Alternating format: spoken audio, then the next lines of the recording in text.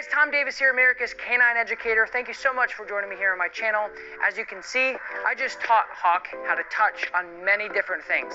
Setting your dog away to the touch command or the bed command or the place command is such a big nucleus in my training program, and I believe it helps so much with so many different variables in the dog training process.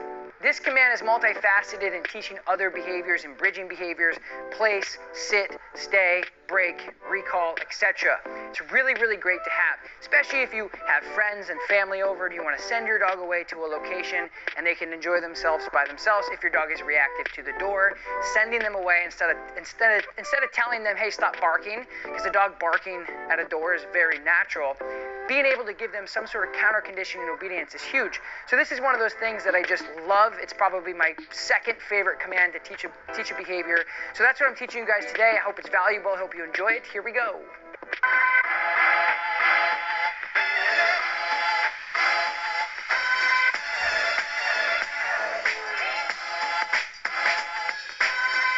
Alright, so we're just going to get started here. It's very simple. So the dog already knows the touch command. So if your dog already knows place, that's the first place to start, is just teach him how to go to this bed on command.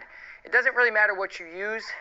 As far as a command goes, you can use whatever: spaghetti, gumball, bed, place, whatever. But in this case, he knows touch because we worked on touchpad when he was younger with this healing foundation. So I just want to show you what that looks like really quick. Break.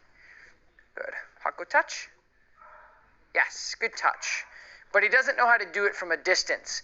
And when we're doing the touch command or the bed command from a distance, that's really what we're after when we're teaching the dog the behavior in the first place, because you're able to just send your dog away at any given time, at any given place. So it's really nice to use when you're having company over, or if you just want the dog out of your face and into the bed if you're eating dinner, or anything of any nature of those things. So he's going to have a hard time painting the picture of going to the place command from, let's say, over here. But let's see where he's at. Hawk, touch. Good. So you see how he's like, what's touch from here? And that's not because he doesn't know it that well. He's just never seen the picture from that distance, which is very normal for dogs. But unfortunately for dog owners, it becomes very frustrating, because you would think that if a dog knows touch, Hawk and touch here, yes, good, break, then they should know touch from here. Hawk, go touch. But they don't. It's just a little confusing because they just haven't seen that picture from this distance. So I'm just going to really simply help you paint that picture for your dog so you guys can practice this at home. So all I'm going to do is just what I call connect the dots. So if he can do it from here but not here, I got to connect these dots in between. So I'm simply just going to go from an area, show you where he knows it. Hawk, touch. When he gets there, you pay him. Yes, good touch, good. Now, I don't really care if he sits or downs or whatever. I just want him on this place command or on this touch command. Okay, break. Good. Now I'm going to go from a further distance. I'm going to see if we can connect that dot. Hawk, go to your touch. Yes, good touch. Yes, good touch. So lots of positive reinforcement.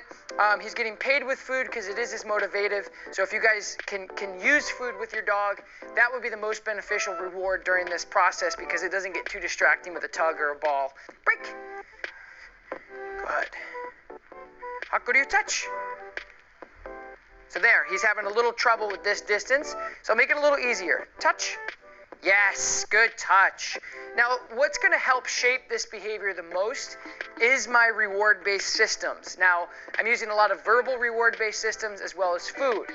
So when I get from a distance here and I say, hey, go do this, and he's unsure, I get a little closer, and then I send him and he does it, and I reward him heavily, both verbally and with food motivation. So what he's going to realize is, hey, this little touch thing that this guy wants me to do, I have to do from everywhere to get paid. Go touch. Yes, good touch. Yes, good touch. Good job. Good. So as I move to different spots, it's going to make him more versatile in the behavior, and it's going to help him capture it further, that when I say touch, he's got to get on that pad no matter where I'm at. So that's what I'm doing, is I'm mixing it up a bit. Break. Good man. Good. Now I'm going to go the furthest. And what I like to do when I'm doing something far away, such as this, is I'll just actually move towards that direction, almost like I'm bowling, like I said, and I kind of just release the bowling ball, and hopefully he gets there. Hawk, go touch. Yes, good touch. And then as soon as he gets to that touch, I then rush him his food and his reward to try to capture that behavior as fast as I can. Break. Good. I'm going to do it again from that distance. Huck, go to your touch. Go to your touch. Yes, good touch. And now a tab would be really nice to use here because it wouldn't be dragging. So I'm just going to tie this up a bit. Go touch. And remind. Hawk, go touch. Hawk. Touch. No. Touch. Yes, good touch.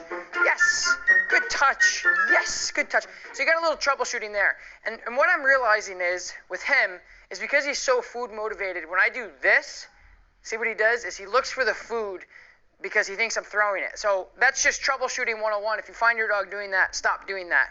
So I'm going to take that away from the aspect to see if that helps him. Break. Good. Hawk, go to your touch.